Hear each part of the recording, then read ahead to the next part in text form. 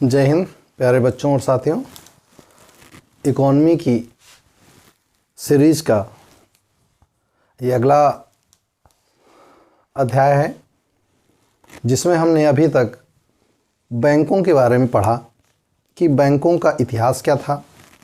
उससे पहले हमने मुद्रा के बारे में पढ़ा। उससे पहले हमने देखा कि किस प्रकार भारत में इकोनॉमिक ग्रोथ प्रारंभ हुआ या इकोनॉमिक से हम इकोनॉमी की ओर अग्रसर हुए। तो अभी तक हमने ये विभिन्न टॉपिक्स को हमने शुरू से इंट्रो क्लास से लेकर अभी तक हमने दिखाया कैसे मुद्रा का प्रादुर्भाव हुआ, किस प्रकार कागजी मुद्रा का प्रादुर्भाव हुआ, किस प्रकार मुद्रा का प्रचलन पूरे विश्व में और भारत में भी हुआ, क्या कारण थे कि आरबीआई की स्थापना हुई। पिछले वीडियोज़ में आप जाकर देखिए। दूसरा कोई चीज़ें हम ऐसी ही देख सकते हैं इसमें टॉपिक्स पे कि बाज़ार में बढ़ रही क्राइसिस को कंट्रोल करने के लिए एक रेगुलेटिंग बॉडी की आवश्यकता थी और वह रेगुलेटिंग बॉडी किसके रूप में आई? आरबीआई के रूप में। आरबीआई एक नियामक संस्था के रूप में थी। आप आरबीआई के कार्यों के बारे में पढ़ सकते हैं कि भाई आरबीआई के काम क्या थे, आरबीआई ने कौन कौन से काम किए, आरबीआई का स्ट्रक्चर क्या था। तो बहुत सारी चीज़ें आप आरबीआई के बारे में देख सकते हैं। आरबीआई के फंक्शन क्या है, आरबीआई का रेगुलेशन एक्ट क्या है और आरबीआई अधिनियम 1934 फिर 1 अप्रैल 1935 से लागू होना। पिछले वीडियो को ज़रा देख लीजिएगा तो आप इस वीडियो को आसानी से समझ पाएंगे। आज का जो मेरा टॉपिक है वो टॉपिक है आपके लिए बहुत महत्वपूर्ण। किसके पॉइंट ऑफ व्यू से? मेंस के पॉइंट ऑफ व्यू से, इंटरव्यू के पॉइंट ऑफ व्यू से और वनडे के पॉइंट ऑफ व्यू से। तो कहेंगे सर छूटा क्या? छूटा हुआ जो छोटी छोटी परीक्षाओं के प्रश्न पूछे जाते हैं उनको इग्नोर करके, क्योंकि यहाँ जो भी पढ़ेंगे सीरियस और अच्छा सा टॉपिक पढ़ेंगे। क्यों?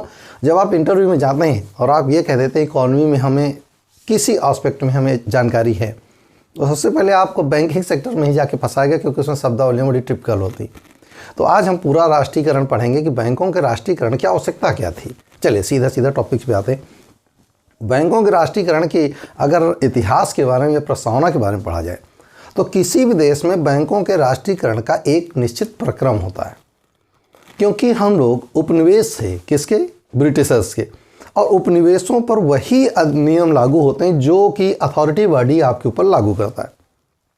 मैंने आपको पहले पढ़ाया उपनिवेश किसे कहा जाता है। उपनिवेश उसे कहा जाता है कि सत्ता किसी और के पास हो और प्रभुसत्ता किसी और के पास हो। ये हमने कहा था ना। तो सत्ता और प्रभुसत्ता यहाँ तो दोनों ही किसके पास थी? ब्रिटिशर्स के पास थी, है ना। तो यानी हम कुल मिला के गुलाम की तरह थे। तो गुलाम का अपने कोई नियम कानून नहीं होते। तो जो ब्रिटिशर्स ने हमारे ऊपर नियम कानून लागू किए हमने उन्हें एज इट इज़ फॉलो कर लिया। 1 अप्रैल 1935 को आरबीआई के गठन के बाद भारत में कुछ स्थितियाँ एकदम से उभर कर सामने आना प्रारंभ हुई।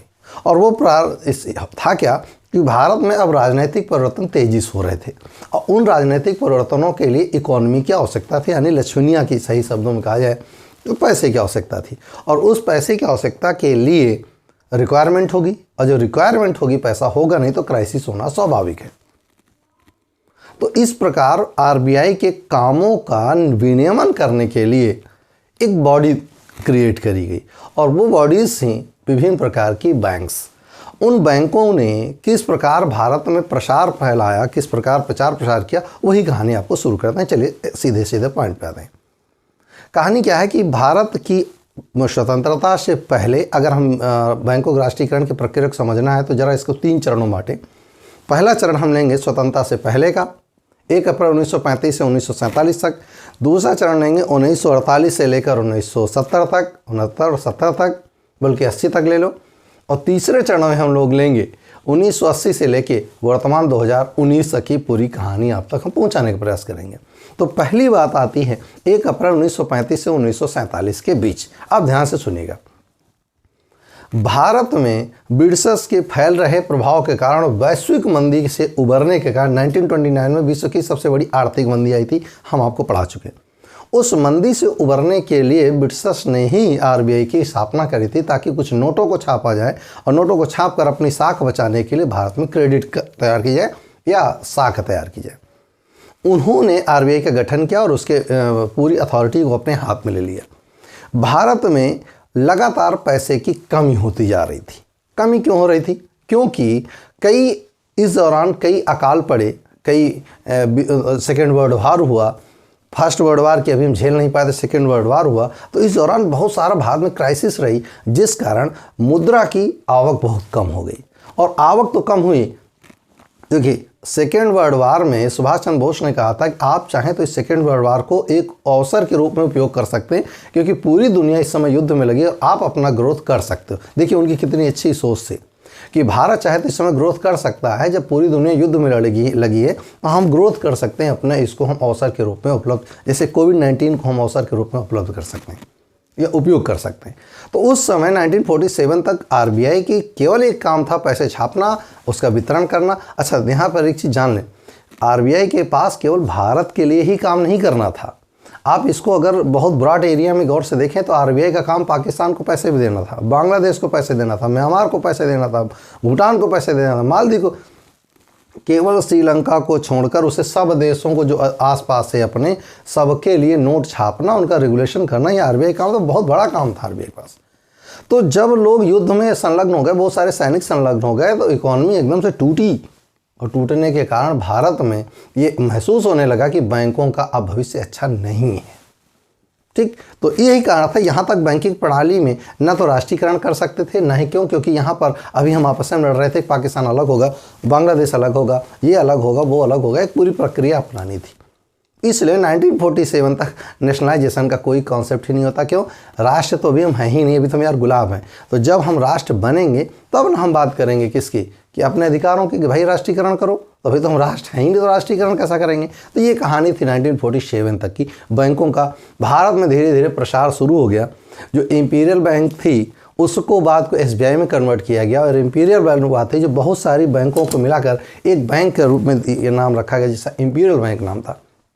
उसे बाद को नेशनलाइज किया गया 1955 में, और उसको नाम बदल कर दिया गया स्टेट बैंक ऑफ इंडिया। तो इसकी प्रक्रिया जो शुरू हुई वो बहुत पहले से, आज़ादी से पहले ही प्रारंभ हो चुकी थी। तो 1947 तक का इतिहास में नेशनलाइजेशन का कोई कॉन्सेप्ट नहीं आता, पहली बात।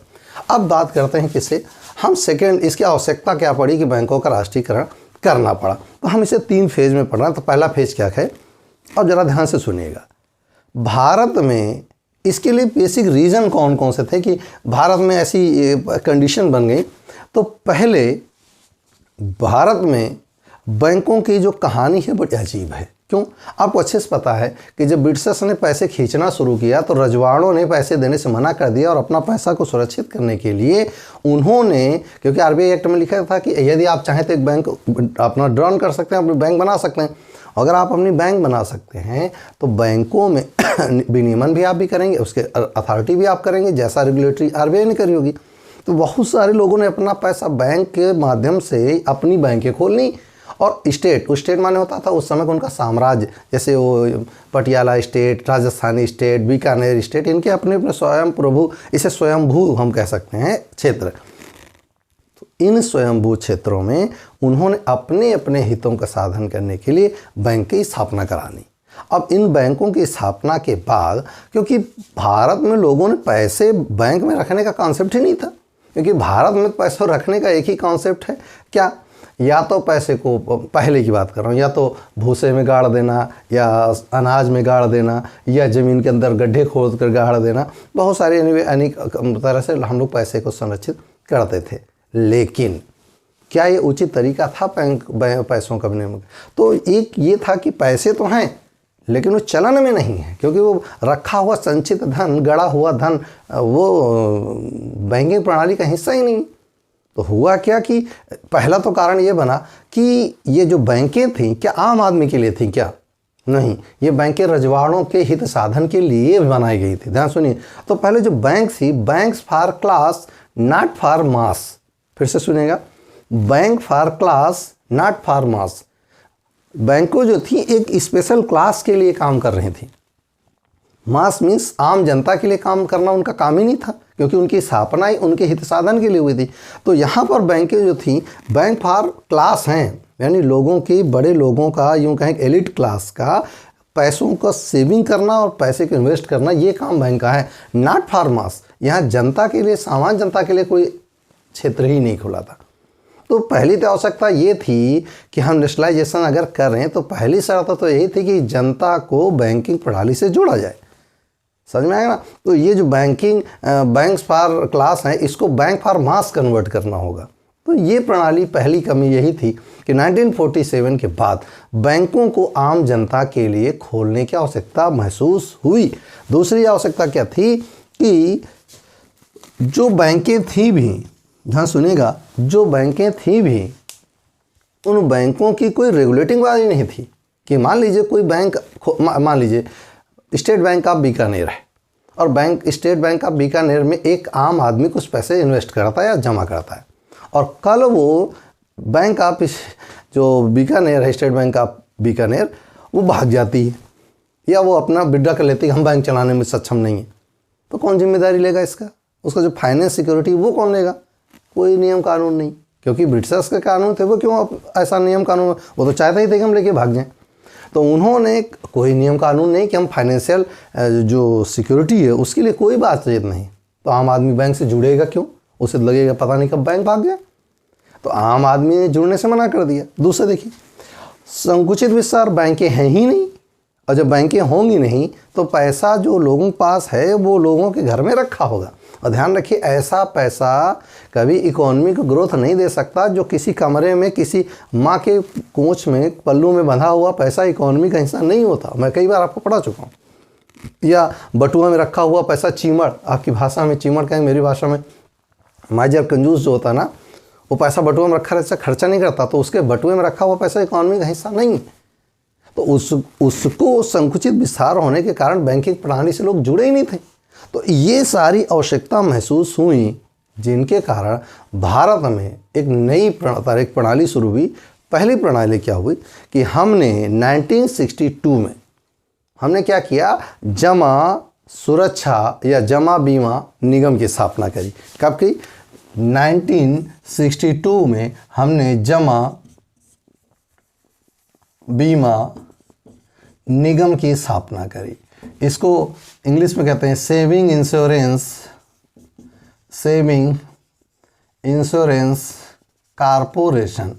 तो सेविंग इंश्योरेंस कारपोरेशन क्या है कि जो भी पैसा आपका जमा है बैंक में, उस पैसे की गारंटी ये SIC लेगी। SIC यानी सेविंग इंश्योरेंस कारपोरेशन, ये गारंटी लेगी कि अगर कोई बैंक हमारे यहाँ बीमा कराती है और वो समय पर लायबिलिटी अपनी अदा करती है, जवाबदेही, यानी यूँ कहें कि अपनी जो अमाउंट है, इंश्योरेंस अमाउंट, वो जमा करती है, तो अगर किसी कारणवश बैंक पैसा देने में सक्षम नहीं है, वो लायबिलिटी नहीं अपनी निभा पा रही है, तो ये कंपनी, दैट इज SIC 1962, इसके द्वारा रेगुलेट ये किया गया कि अगर कोई कंपनी भाग जाती है, कोई बीमा कंपनी कोई बैंक अपना काम नहीं करती है, तो जो भी हमारी सेविंग्स हैं उनकी सुरक्षा या उनका पैसा वापस करना, ये निगम है। अब बताइए, लोगों का विश्वास बढ़ेगा बैंकों में? बिल्कुल बढ़ेगा। अब बढ़ेगा तो क्या होगा, जरा देखिए। दूसरा क्या हुआ, ये था चरण फर्स्ट में कि प्रमुख कारण ये थे 1947 तक, जो हमने देखा कि लोगों के पास तो पहले पैसे ही नहीं है। पैसे क्यों होंगे? क्योंकि भैया विश्व युद्ध लड़ रहे हैं, हम अभी आज़ाद हुए, अभी हम विभिन्न सारे क्रियाओं में लगे हुए हैं, तो हमारे पास पैसे तो ही नहीं। दूसरा, वित्त सुरक्षा नहीं है। वित्त सुरक्षा क्यों? अरे भैया, कौन बैंक खोले हो, कल आप भाग जाओगे, इसकी कौन सिक्योरिटी लेगा? तीसरा, संकुचित विस्तार, बैंक हैं ही नहीं, और जो हैं भी वो केवल किसके लिए करा, बैंक्स फॉर क्लास, तो ये तो बड़े उच्च वर्गों के लिए हैं, नॉट फॉर मास, या सामान्य जनता के लिए हैं ही नहीं। तो जब इनके लिए हैं ही नहीं, तो भैया हम खाता खुलवाएंगे क्यों? तो इस आधार पर हमने देखा एक धनाभाव, एक वित्त सुरक्षा, एक संकुचित विस्तार, ये 1947 तक यूं ही कहानी चलती रही, और भारत में बहुत इकोनॉमी क्राइसिस शुरू हो गई।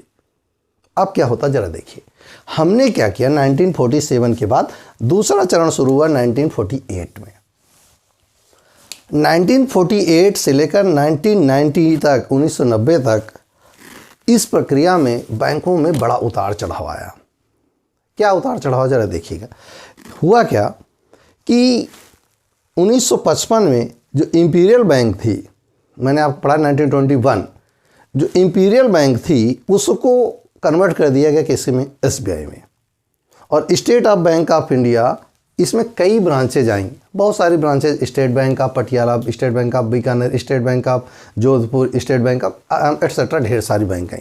ये सब अपने अपने स्टेट्स का काम कर रही थी। इस प्रकार भारत में बैंकिंग प्रणाली का एक सुधार करने के लिए विभिन्न बैंकों के समूह बनाए गए, एसोसिएशन ऑफ बैंक्स, और उन एसोसिएशन बैंक्स को क्या किया गया, रेगुलेटरी बॉडी बनाया गया। अब कहानी यहाँ शुरू होती, जरा ध्यान से सुनिएगा। हमने क्या किया कि भारत में बैंकिंग प्रणाली के सुधार के लिए एक प्रस्ताव बनाया और हमने कहा कि जो भी हमारे पास धन है इसे, या हमारे पास धन की जो कमी है, इसे मुद्रा छाप अगर पूरी कर ली जाए। एक प्रस्ताव आया, लेकिन इसको प्रस्ताव को जब तक हम अमली जामा पहनाते तब तक हमारे पास हमारा युद्ध शुरू हो गया। किससे शुरू हुआ? 1961, ध्यान से सुनिएगा, 1962 में हमने इंडिया चाइना से युद्ध शुरू हो गया। हिंदी चीनी भाई भाई पीछे से आगे चाओ एन लाई, आप जानते होंगे कहानी, वर्ल्ड हिस्ट्री में पढ़े होंगे। चाओ एन लाई भारत आते हैं, नेहरू जी से गले मिलते हैं और लौट के जाकर सेना भेज के हम ऊपर आक्रमण कराते हैं। उसकी कहानी फिर कभी। 1962 इंडिया चाइना में एक वार शुरू हो जाती है और इसमें हम हारते हैं, और हारने का कारण आप अच्छे जानते हैं। 1947 में पाकिस्तान अलग देश के रूप में निर्मित हुआ और उसकी भी इकोनॉमी का जिम्मा आरबीआई के पास था। 1971 में बांग्लादेश अलग हुआ, उसकी भी जिम्मेदारी का ठेकरा हमारे ऊपर था। बहुत सारे, श्रीलंका को छोड़कर लगभग सभी पड़ोसी देशों को आरबीआई ही पैसा गवर्न कर रहे थे, क्योंकि गवर्निंग बॉडी उस समय ब्रिटिशर्स ही हुआ करते थे। 1965 में हमारा इंडिया पाकिस्तान से एक युद्ध और हो गया, तो हम लगातार 62 से लेकर 66 तक हम क्राइसिस से गुजर रहे, युद्ध कर रहे। युद्ध करने में बहुत पैसा खर्च होता है और उससे वापस कुछ नहीं मिलता, क्योंकि जो चीज़ इन्वेस्ट हो गई, ख़राब हो गई, वापस उससे कुछ मिलने वाला नहीं। तो इधर तो वर्ल्ड वार झेल रहे, चीज़ चाइना से, पाकिस्तान से, नंबर 1। नंबर 2, 1966-67 में भारत में भुखमरी की दौर आ गया। तो इस दौरान हमने स्वामीनाथन के साथ मिलकर हमने ग्रीन रेवोल्यूशन लाई, हरित क्रांति लाई। तो यहाँ पर कुछ सर्प उत्पादन प्रारंभ हुआ, लेकिन तभी 1969 में भारत में अकाल पड़ गया। अकाल ही नहीं, अकाल पड़ने का सूखा पड़ गया। सूखा पड़ने के कारण जब टेम्परेचर ज़्यादा हुआ तो जीव मरने लगे, और जीवों के मरने में जब देखते हैं आप, बारिश होती है तो सारे जितने जंगली जीव होते हैं जो बिल में कहीं छुपे होते हैं, सब आवासों की ओर भागते हैं। तो जो भी जंगली चूहे थे, जब टेम्परेचर बहुत बढ़ाया, 3 वर्ष तक रहा कंटिन्यू, यानी ठंडा हुआ तो बहुत ठंडा, गर्म हुआ तो बहुत गर्म, बारिश से एक बूंद नहीं, यानी एक बहुत बुरी स्थिति क्रिएट हो गई, जिसके कारण जो भी जंगली जीव थे वो सब आवासों की ओर भागे, खासकर उसमें चूहे भागे। और ज़्यादा भूख उनके शांत करने के लिए खाना चाहिए, उत्पादन कुछ हुआ नहीं, और जब उत्पादन नहीं हुआ तो हमारे पास स्वाभाविक है कि स्थितियाँ बिगड़ेंगी। तो उन चूहों से प्लेग जैसी बीमारी फैल गई। एक तो हम युद्ध झेल रहे, हम सूखा झेल रहे, अब तीसरी आई महामारी। ये महामारी थी प्लेग जैसी, जिसमें ये कोविड-19 तो कुछ है ही नहीं उसके बारे में, ऐसा हमारे बुजुर्ग लोग कहा करते हैं कि पूरे गांव के गांव साफ हो जाते थे, इतनी बुरी स्थिति हो गई उस समय। तो उस दौरान भी हमारे देश की स्थिति बहुत बुरी हो गई। अब ध्यान से सुनिएगा क्या हुआ। 1962 चाइना से, 1965 पाकिस्तान से, 1966 हरित क्रांति लाए, 66 से लेकर 69 लगभग 3 वर्ष तक अकाल महामारी की बुरी स्थिति रही। इंदिरा जी 1964 में नेहरू जी की मृत्यु हो जाती है। इस समय इंदिरा गांधी जी हमारे देश की प्राइम मिनिस्टर हैं। उन्होंने एक योजना बनाई, और योजना क्या थी, ध्यान सुनिएगा, कि अगर हमें कोई बिजनेस करना है और मेरे पास केवल 1 रुपया है, तो ईमानदारी से बताएं क्या मैं बिजनेस कर पाऊंगा? 1 रुपये से कौन सा बिजनेस करूंगा? लेकिन अगर किसी एक स्टेट में जनसंख्या 5 करोड़ है और वे 5 करोड़ लोग 1-1 रुपया मिलाकर मुझे दे दें, तो 5 करोड़ से मैं एक अच्छा बिजनेस इस्टेब्लिश कर सकता हूँ। तो इंदिरा जी ने एक दिमाग लगाया कि बहुत सारी जो बैंकें हैं, ये अलग अलग, मान लीजिए किसी के पास 10 करोड़, किसी के 5 करोड़, किसी के पास 6 करोड़, किसी के 8 करोड़, ये इनकी वित्तीय स्थिति है। ध्यान सुनिएगा, इन बैंकों के पास अलग अलग पैसे तो हैं, लेकिन ये किसी काम के नहीं है। तो उन्होंने क्या किया, सभी बैंकों का अगर धन एक जगह कलेक्ट कर लिया जाए, एक अथॉरिटी बॉडी के पास दे दिया, उस धन का हम कुछ उपयोग कर सकते हैं, क्योंकि हमारे पास तो पहले ही विभीषिका की स्थिति है हमारे पास। तो 19 जुलाई 1969 को इंदिरा गांधी ने एक निर्णय लिया कि अब भारत की ये छोटी छोटी शाखाएं हैं जिनकी परिसंपत्तियां 20 करोड़ तक हैं, ध्यान से सुनिएगा, जिसकी परिसंपत्तियां 20 करोड़ तक हैं उन सब बैंकों को हम राष्ट्रीयकृत करेंगे। अब सवाल ये होगा कि जिन राजाओं ने बैंकें खोली थी अपने स्वार्थों के, उनका क्या होगा? तो नियम बनाया गया कि जो भी आमदनी होगी, जितना शेयर उस मार्केट का होगा जिस बैंक का, उस बैंक को उतने ही आमदनी में हिस्सा दिया जाएगा। और इसी को आज के समय में ब्याज कहते हो कि हमें 4% ब्याज है जमा पर। तो ये जो बैंकों में ढेर सारी बैंकें थी, उनको कोलैप्स करके 19 जुलाई 1969 को भारत की 14 बड़ी बैंकों का राष्ट्रीयकरण कर दिया गया। आवश्यकता समझ में आ गई? आवश्यकता सिर्फ और सिर्फ थी कि बैंकों को इंटीग्रेटेड किया जाए, एकीकृत किया जाए, और बैंकों को अगर एकीकृत कर गए तो सारा धन एक जगह अमाउंट कंसर्न हो जाएगा। और जब एक जगह हो जाएगा तो हम इस एक बड़े अमाउंट का उपयोग हम देखिए, उस समय ग्रोथ के दो ही चीज़ है, क्या है? एक तो एग्रीकल्चर ग्रोथ करिए, दूसरा इंडस्ट्री ग्रोथ करिए। ध्यान सुनिएगा, 1967 में हरित क्रांति आ ही चुकी थी, तो एग्रीकल्चर में अगर पैसा इन्वेस्ट करते तो ग्रोथ बढ़नी स्वाभाविक थी। एम विश्वेश्वरैया बांधों को लेकर बड़े चिंतित थे और वो भी काम कर रहे थे, तो बांधों का निर्माण किया गया, तो उससे बिजली उत्पादन हुआ, पानी से खेतों का, तो यानी उद्योग भी बढ़ावा मिलेगा इस संकुचित एक बड़े अमाउंट से, और दूसरा कृषि को बढ़ावा मिलेगा। ठीक, इससे ग्रोथ स्वाभाविक होनी थी। तो इस प्रकार 14 बड़े नेशनलाइज बैंकों का नेशनलाइजेशन कर दिया गया। आवश्यकता सिर्फ ये थी कि पैसे को एक जगह कर सके ताकि उससे कुछ किया जा सके। यहाँ तक कहानी समझ में आ चुकी होगी। अब क्या हुआ? ठीक है, सारी बैंकों का पैसा एक जगह इकट्ठा किया गया, 14 बड़ी बैंकें राष्ट्रीयकृत हो गई, नेशनलाइज बैंक के रूप में काम करने लगी। उनके पैसे का इन्वेस्टमेंट एग्रीकल्चर में किया गया, उद्योगों में किया गया, तो ग्रोथ होनी स्वाभाविक थी। अब ग्रोथ स्वाभाविक हो गई, तो ग्रोथ के कारण क्या क्या बना जरा देखिए। 14 बैंकों को नेशनलाइज कर दिया गया जिनकी परिसंपत्तियां 50 करोड़ थी, 20 करोड़ नहीं, 50 करोड़ थी। इनकी परिसंपत्तियां जिनकी 50 करोड़ थी, इन 50 करोड़ के आधार पर 14 बैंकों का राष्ट्रीयकरण कर दिया गया। और उससे क्या होगा? जब राष्ट्रीयकरण होगा तो ग्रोथ कैसे लाएंगे जरा देखिए। बैंक के पास पैसा आ गया, अब बैंकों ने क्या किया? लोगों को लोन देना शुरू किया ताकि लोग अपने कुछ व्यवसाय कर सकें। और उससे देखिए, जब तक लोगों को पैसा नहीं पहुंचाया जाएगा, लोगों को तक पैसे पहुंच नहीं सुनिश्चित की जाएगी, तब तक मार्केट निराश बने रहेंगे, यानी डिमांड नहीं बढ़ेगी। तो पहले लोगों के पास पैसा इनपुट करो, तो लोगों को पैसा दिया गया और लोगों ने उस पैसे से ग्रोथ करना शुरू किया। तो जब लोगों के पास पैसे आएगा, परचेजिंग पावर बढ़ेगी, उनकी क्रय शक्ति क्षमता बढ़ेगी, और जब उनकी क्रय शक्ति क्षमता बढ़ेगी तो बाजार में वस्तुओं का लेन देन होगा, और जब वस्तुओं का डिमांड बढ़ेगी तो वस्तुओं का उत्पादन प्रारंभ होगा, और जब उस वस्तुओं का उत्पादन प्रारंभ होगा तो रोजगार क्रिएट होगा, और जब रोजगार क्रिएट होगा तो हर किसी के पास पैसे की पहुँच बढ़ेगी, जिससे हमारी GDP ग्रोथ करेगी। और ये हुआ। ये प्रभाव थे किसके? नेशनलाइज बैंक करने के। तो इस चीज़ को इंदिरा जी ने बहुत ध्यान से देखा कि देखो, नेशनलाइज करने का फ़ायदा मिला क्योंकि बैंकें ग्रोथ करने लगीं, और उस ग्रोथ से सारे लोग जुड़ने लगे बैंकिंग प्रणाली से, और देश का विकास भी प्रारंभ हो गया। ध्यान से सुनिएगा, उन्होंने देखा कि लोगों की परचेजिंग पावर बढ़ रही, लोग ग्रोथ करें तो बड़ा अच्छा उनको महसूस हुआ। तो उन्होंने कहा कि क्यों ना हम धीरे धीरे इन बैंकों को भी लाएं ताकि ग्रोथ और अच्छी से की जाए। तो पहला सेकेंड स्टेप में हम कंप्लीट करके आए कि जनता में जब तरलता बढ़ी तो उनकी परचेजिंग पावर बढ़ी, परचेजिंग पावर बढ़ी तो GDP बढ़ा, GDP बढ़ा मीन्स रोजगार बढ़ा, और रोजगार बढ़ने का मतलब है हर व्यक्ति तक पैसे की पहुँच सुनिश्चित होने लगी। अब यहाँ कुछ चीज़ें ध्यान से सुनिए। इसी दौरान भारत में बैंकों का विस्तारण प्रारंभ हुआ, एक्सपेंशन ऑफ बैंक्स।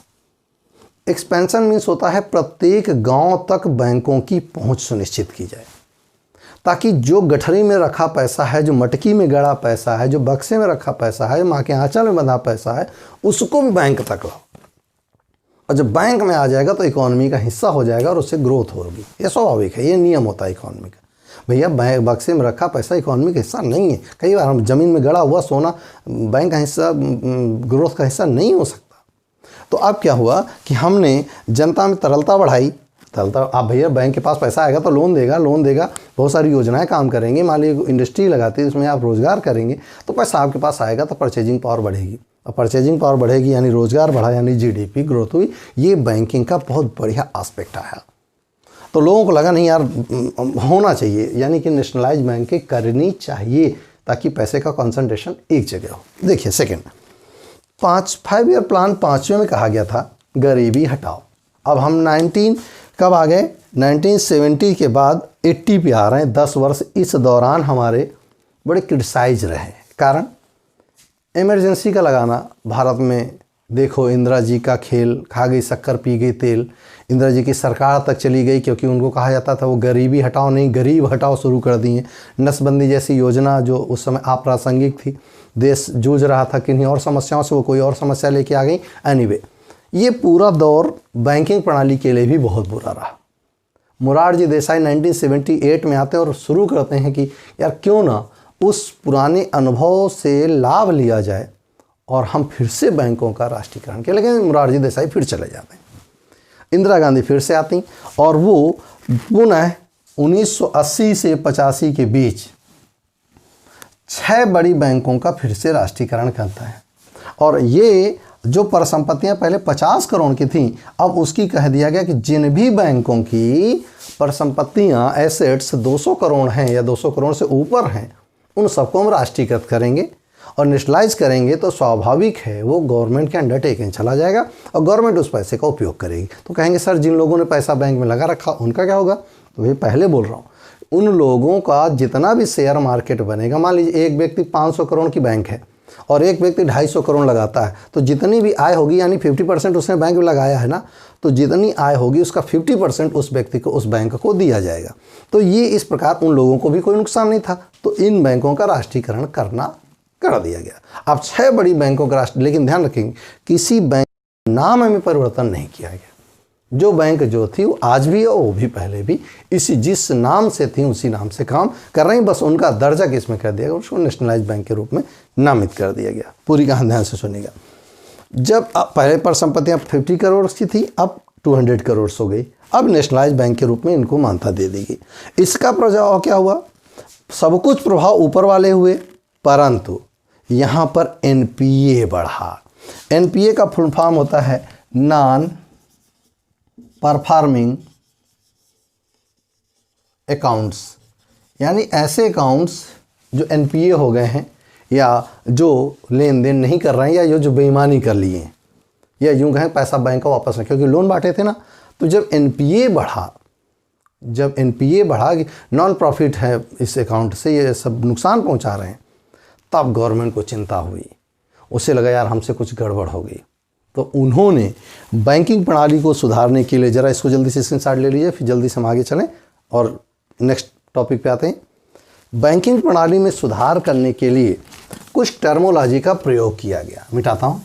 और टर्मोलॉजी क्या थी? उन्होंने कहा कि क्योंकि आप बैंकें स्वच्छंद रूप से लोन बांट रही हैं और लोन इतना ज़्यादा मार्केट में हो जाएगा तो स्थितियाँ, महंगाई बढ़ जाएगी। अगर महंगाई बढ़ जाएगी तो स्वाभाविक है स्थितियाँ तो कंट्रोल से बाहर निकल जाएंगी। तो क्योंकि बैंकें स्वतंत्र थी ना, दे बांट के लोन बांट रही, लेकिन वापस कुछ नहीं आ रहा, तो स्थितियाँ तो बिगड़नी स्वाभाविक थी।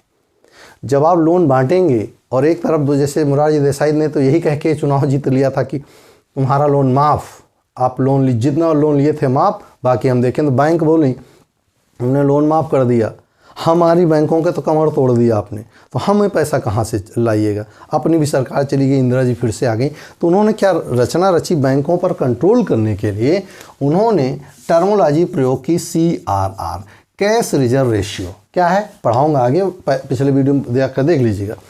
CRR में क्या होता है? कैश रिजर्व रेशियो, एक निश्चित अमाउंट यानी फिक्स्ड अमाउंट आपको आरबीआई के पास रखना होता है कि इतना पैसा कम से कम आपको आरबीआई के पास रखना ही पड़ेगा। या मान लीजिए CRR 4% है या 14% है, यानी कुल अपनी बैंकिंग प्रविधि का 14% आपको आरबीआई के पास गिरवी के रूप में रखना है या रिजर्व रखना है किसी विषम परिस्थिति के लिए। दूसरा SLR, सॉलिडिटी लिक्विडिटी रेशियो, सांविधिक तरलता अनुपात, एक फिक्स्ड अमाउंट जिस अमाउंट को प्रत्येक बैंक को अपने पास सुरक्षित रखना पड़ता है, इसे आप खर्च नहीं कर सकते। किसी विषम परिस्थिति के लिए कम से कम आपके पास 40% धन आपके पास रिजर्व होना चाहिए हमेशा, यानी इतना पैसा आपके पास रखना ही रखना है। अगला क्या होता है? प्राइमरी लैंडिंग रेशियो या सिचुएशन। पीएलएस क्या होता है, सॉरी पीएसएल, प्राइमरी, जो ऐसी कुछ चीज़ें हैं जो मूलभूत आवश्यकता हैं उनको खर्चा में वरीयता दी, जैसे कृषि हो गया, स्वास्थ्य हो गया, शिक्षा हो गया, चिकित्सा हो गया, इनके लिए भी आपको पास एक लगभग 40% के आसपास, ये हम CRR 12 मान लेते हैं, 13 मान लेते हैं, कुछ मान लीजिए, तो 40% के आसपास ये अमाउंट आपको इन प्राइमरी सेक्टर्स पे खर्चा ही करना है। तो कुल मिलाकर 40, 80, 90, 93, यानी कुल अमाउंट का 93% तो आपने चोक कर लिया। यानी चोक कर लिया माने रोक लिया अपने पास किसने, आरबीआई के नियमों से। और जब बचा कितना, 93 खर्च 7%, कुल धन का 7% बांटो, लोन करो खर्चा, तो 7% में बांटोगे क्या, बचाओगे क्या और खर्चा क्या करोगे। तो बैंकें टूट गई, बैंकें बर्बाद होने का कारण, इतनी कंडीशन से लगा देंगे तो बैंक तो बैठी, 7% में कौन सा बिजनेस करेंगे, जो बचेगा उसको बांटना भी है लोगों में, तो कैसे बिजनेस करेंगे। तो बैंकें परेशान हो गई और इस परेशानी से उबारने के लिए भारत में मंदी का दौर आना शुरू हो गया। पैसे हैं ही नहीं, बैंक पैसा देने की स्थिति में नहीं, तो भारत में एक मंदी का दौर प्रारंभ हुआ और इतनी बुरी स्थिति में हम पहुंच गए, इतनी बुरी स्थिति में पहुंच गए कि हमें एट दिस टाइम, उस समय की बात अगर करें तो भारत अपना FDI लगभग हो चुका था। हमारे पास डायरेक्ट फॉरेन जो इन्वेस्टमेंट था, प्रत्यक्ष विदेशी निवेश था, वो लगभग समाप्त होने की स्थिति में था और हम अपना सोना IMF के पास गिरवी रखने जा रहे थे। और वो सोना जब हम गिरवी रखने जा रहे थे तो उससे बचाने का काम करने के लिए नरसिम्हम समिति की स्थापना की गई कि भैया बचाओ, कैसे हम बचाएंगे, इकॉनमी तो गई हमारी, क्या करें। उसी समय डॉक्टर मनमोहन सिंह वित्त मंत्री होकर 1991 में वित्त मंत्री होते हैं और 1991 में एक नया नियम आता है। जब ये IMF के पास जाते हैं, इंटरनेशनल मॉनेटरी फोरम फंड, जब IMF के पास जाते हैं तो IMF इनको वहाँ से वापस आने पर समिति की, नरसिम्हम समिति की अनुशंसा पर भारत में फिर से बैंकों के राष्ट्रीयकरण की प्रक्रिया का एक नया रूप आता है। और वो रूप क्या है, LPG। ये गैस कनेक्शन नहीं है, बल्कि L का मतलब होता है लिबरलाइजेशन, P का मतलब होता है प्राइवेटाइजेशन और G का मतलब होता है ग्लोबलाइजेशन। यानी कि अगर आप अपनी इकॉनमी को ग्रोथ करना चाहते हैं या चाहते हैं कि बैंकिंग में सुधार हो, तो आपको लिबरलाइजेशन, हिंदी में उदारीकरण अपनाना होगा, प्राइवेटाइजेशन, निजीकरण अपनाना होगा और ग्लोबलाइजेशन माने वैश्वीकरण अपनाना होगा। अगर ये सब प्रक्रिया अपना ली जाए, ये नरसिम्हम समिति का अनुशंसा थी, तो हम अपनी इकॉनमी को बूस्टअप करके मुख्य धारा में ला सकते हैं। और उसके लिए कौन कौन सी कहानियाँ हुई वो एक एक करके हम नेक्स्ट उसमें पढ़ेंगे कि ग्लोबलाइजेशन क्या है, लिबरलाइजेशन क्या है और प्राइवेटाइजेशन क्या है और इसको लाने के पीछे रीजन क्या हुए। तो ये बेसिक कॉन्सेप्ट था किसका, बैंकों के राष्ट्रीयकरण का। क्यों राष्ट्रीयकरण की आवश्यकता हुई, कब राष्ट्रीयकरण की आवश्यकता हुई, उसके इम्पैक्ट क्या हुए, उसका प्रभाव क्या पड़ा। अब स्थिति क्या है 1991 में। अभी 1991 से लेकर 2020 तक हम आपको पूरा करके एक कॉन्सेप्ट लेकर आएंगे नेक्स्ट वीडियो में, जिसमें हम एक एक चीज़ आपको जोड़ते हुए आगे ले चलेंगे। हो सके हम इसी वीडियो के यहाँ से जोड़ दें या तो फिर हम लिबरलाइजेशन के आगे बात करेंगे। तो जो प्राइवेटाइजेशन है, जो ग्लोबलाइजेशन है, जो लिबरलाइजेशन है, ये सारे कॉन्सेप्ट कैसे क्रिएट हुए और उनका परिणाम क्या हुआ, वो हम बात करेंगे किसमें, नेक्स्ट टॉपिक में। तो आज फिलहाल के लिए इतना ही। नेक्स्ट टॉपिक में हम अन्य चीज़ों को, बैंकों के राष्ट्रीयकरण का नेक्स्ट पार्ट लेकर आएंगे। आज फिलहाल इतना ही, मिलते हैं नेक्स्ट वीडियो में नए उम्मीद के साथ, नए जोश के साथ। आज फिलहाल इतना ही, जय।